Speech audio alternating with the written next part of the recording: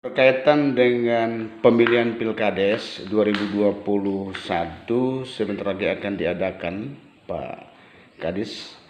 Gimana kesiapan dari Pemda sendiri agar terlaksana nantinya pemilihan kepala desa ini terlaksana dengan baik, tidak ada lagi istilah janji-janji politik nanti Kades yang terpilih. Ya. Sebagaimana pengalaman tahun 2019 untuk pemilihan Pilkades, tentu aturan mainnya masih sama. Cuma memang sedikit berbeda untuk tahun 2020 ini nanti, karena kaitan untuk pelaksanaan Pilkades kita harus menerapkan yang disebut dengan protokol kesehatan. Karena di masa COVID ini, mau tidak mau itu harus disesuaikan untuk proses pelaksanaan di lapangan. Nah, kita berharap untuk para kades yang akan mencalonkan diri sebagai peserta Pilkades, kita minta supaya mulai mempersiapkan diri dari sekarang, ya. Kalau tidak ada halangan, nanti bulan 9 kita akan segera bentuk panitia.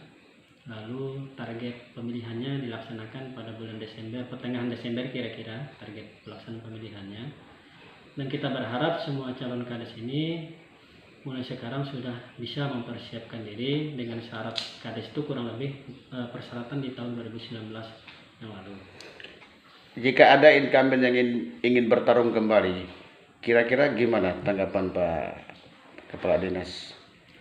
Kalau incumbent yang bertarung kembali ya dipersilakan, tidak ada halangan, ya, tidak ada halangan bagi mereka yang masih memenuhi syarat itu bisa ikut serta kembali untuk ikut mengikuti pemilihan kepala desa sebagai calon, ya, sebagai calon kepala desa. Syarat untuk mencalonkan diri sebagai Pak Desa itu pendidikannya itu minimal apa tuh Pak Kadis? Kalau pendidikan masih sama dengan yang lama, itu minimal sekolah menengah pertama atau SMP sederajat.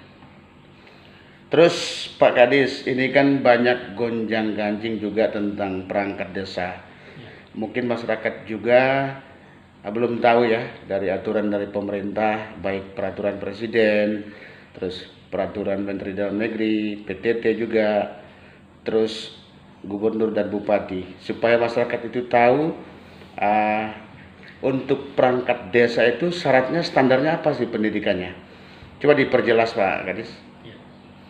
Khusus perangkat desa, ya, perangkat desa ini acuannya adalah Permendagri 83 tahun 2015, sebagaimana sudah dirubah dengan Permendagri nomor 67 tahun 2017 tentang pengangkatan dan pemberhentian perangkat desa.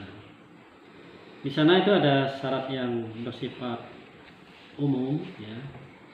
Antara lain itu pendidikan minimal SMU, ya, sekolah menengah umum atau sederajat.